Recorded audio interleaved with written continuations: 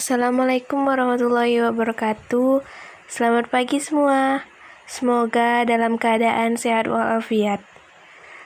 Sebelumnya saya mengucapkan ribuan terima kasih kepada Ibu Eva yang mana telah memberikan saya kesempatan untuk menjelaskan materi pada hari ini. Sebelum itu, izinkan saya memperkenalkan diri terlebih dahulu.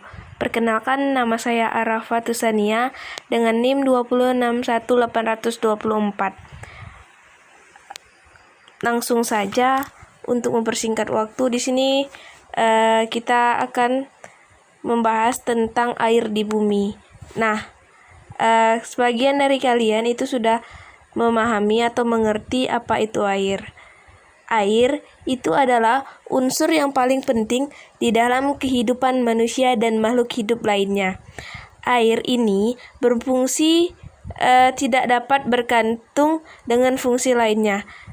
Maksudnya di sini segala bentuk kegiatan manusia itu membutuhkan air, mulai dari makan, minum, mandi, ataupun yang lainnya.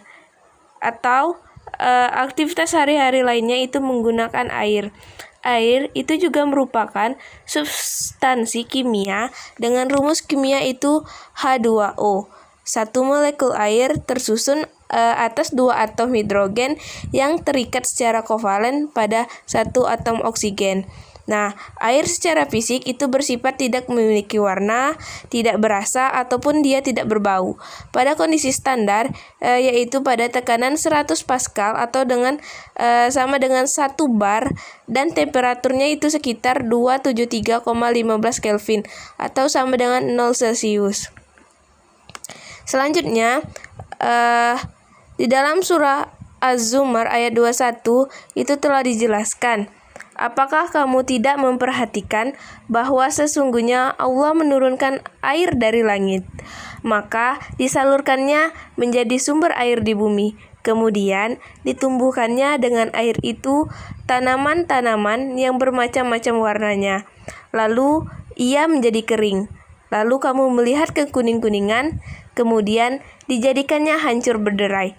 Sesungguhnya pada demikian itu terdapat pelajaran bagi umat manusia yang berakal. Surah Az-Zumar ayat 21.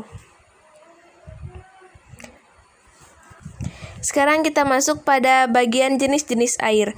Jenis-jenis air itu ada beberapa macam.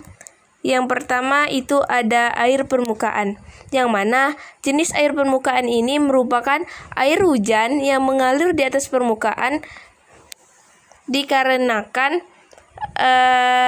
tidak mampu terserap ke dalam tanah karena lapisan tanah itu bersifat rapat sehingga sebagian besar air akan tergenang dan cenderung mengalir menuju daerah yang lebih rendah. Air permukaan yang seperti inilah yang sering disebut dengan sungai.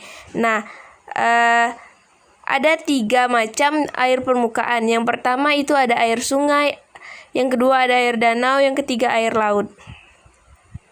Selanjutnya, pada jenis-jenis air itu ada air angkasa, yang mana air angkasa ini adalah air yang asalnya itu dari udara atau atmosfer yang jatuh ke permukaan bumi.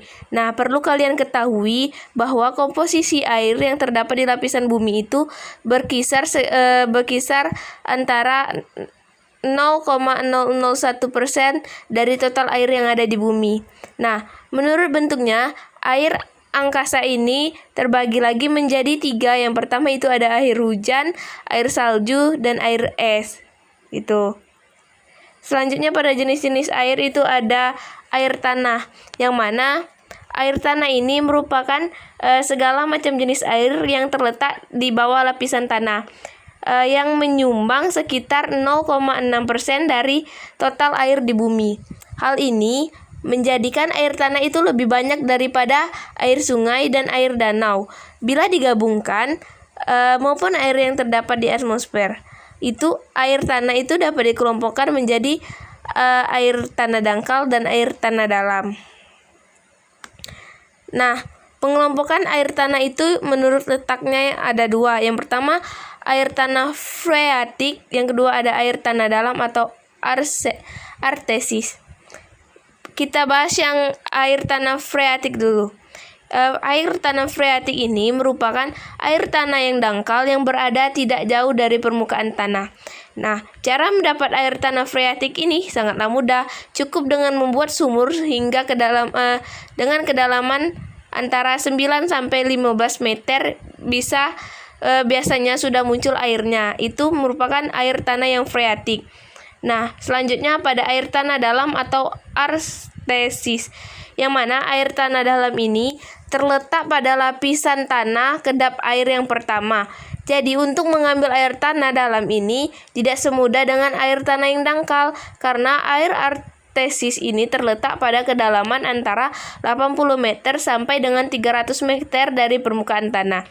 Nah, sehingga untuk mendapatkan air tanah dalam ini harus menggunakan pompa air dengan kapasitas yang besar dan tidak bisa menggunakan pompa air yang biasa. Selanjutnya itu ada air tanah meteorit atau vados, yang mana air tanah meteorit ini merupakan air tanah yang berasal dari hujan atau presipitasi, yang mana sebelumnya terjadi proses kondensasi air di atmosfer dan tercampur dengan debu meteor. Nah, selanjutnya itu ada air magma atau juvenile, yang mana merupakan air yang terbentuk secara kimiawi di dalam tanah karena instruksi dari magma pada kedalaman tertentu. Biasanya itu dikemukakan pada daerah yang dekat gunung berapi. Nah, air juvenil ini muncul ke permukaan bumi dalam bentuk air yang panas atau tekanan di dalamnya yang sangat tinggi. Jadi itu kita bisa contohkan pada daerah Kerinci, yang mana daerah di situ di sekelilingnya ada pegunungan. Nah, disitulah yang muncul ke permukaan bumi dalam bentuk air panas gitu. Karena air juvenil ini bisa menjadi geser karena terletak di dekat gunung berapi atau dapur magma. Maka terkadang air juvenil ini juga mengandung kadar belerang yang tinggi. Jika pembentukannya itu melewati bantuan belerang sulfur. Itu selanjutnya yang terakhir ada air konat atau air tersekat. Air konat ini merupakan air tanah yang terjebak di dalam batuan selama ribuan tahun. Nah, sehingga sering itu disebut dengan air purba, yang mana umumnya itu memiliki kadar garam yang lebih tinggi dibandingkan dengan air laut dan yang tercampur dengan senyawa atau mineral dari batuan yang melingkupi dalam waktu yang lama. Selanjutnya di sini ada materi selanjutnya di sini ada volume air di bumi. Bisa kalian lihat gambar bola berwarna biru di atas itu merupakan perbandingan jumlah air dengan seluruh material yang ada di bumi. Bila dikumpulkan dalam bentuk bola, air mineral itu memiliki diameter sekitar 1385 km.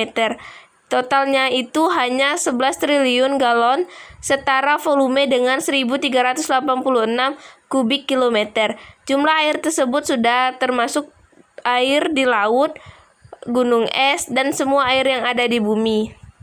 Nah, selanjutnya itu ada penguapan dan siklus air.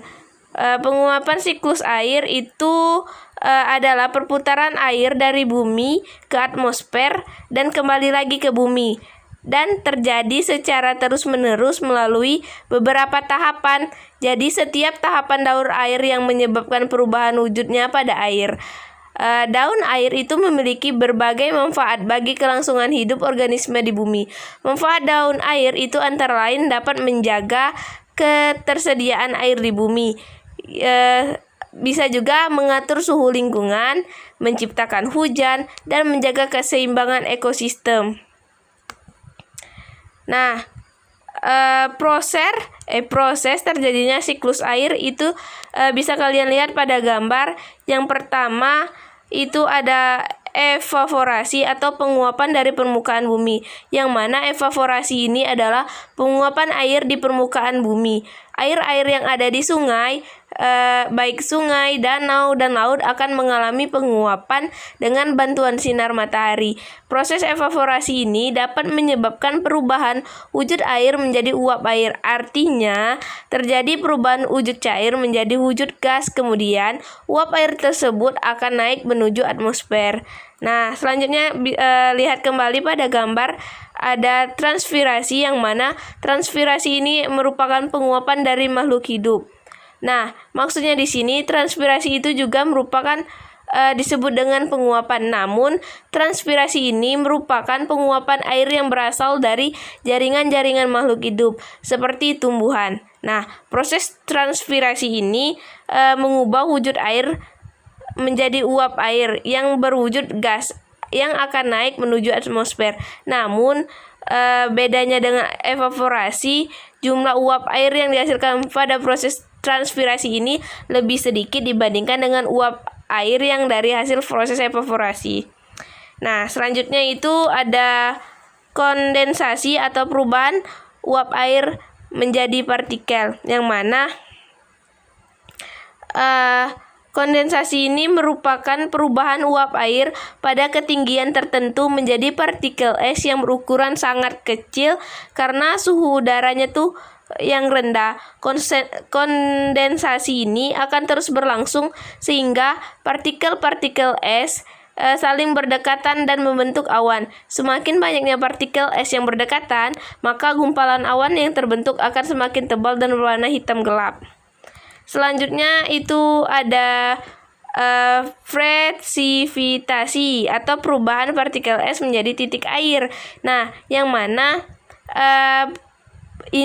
presipitasi ini merupakan proses mencairnya awan hitam yang mengandung partikel es, dan yang pada suhu udara tertinggi awan tersebut akan mencair dan menjadi air yang jatuh ke permukaan bumi dan dalam bentuk hujan. Namun pada suhu yang terlalu rendah, awan hitam tersebut akan mencair dalam bentuk air hujan, namun akan menghasilkan butiran-butiran salju dan ataupun hujan es. Selanjutnya itu ada infiltrasi atau penyerapan air ke dalam tanah. Nah, setelah melalui proses presipitasi, tahapan terakhir dalam siklus air yaitu infiltrasi, yang mana selain mengalir menuju tempat yang lebih rendah, air hujan yang telah jatuh ke permukaan bumi juga akan merembes menuju pori-pori tanah dan menjadi air tanah. Proses tersebut yang dinamakan infiltrasi. Setelah masuk ke pori-pori tanah, air akan mengalir secara perlahan menuju laut. Nah, air yang mengalami siklus air ini akan kembali ke laut karena terjadi tahapan siklus air yang baru dengan diawali dengan evaporasi atau penguapan oleh panas matahari. Nah, itulah yang dapat saya sampaikan pada hari ini. Lebih dan kurangnya mohon maaf. Semoga kalian memahami dari penjelasan yang saya jelaskan. Sekian, terima kasih. Wallahu muwaffiq ila aqwamit thoriq. Wassalamualaikum warahmatullahi wabarakatuh.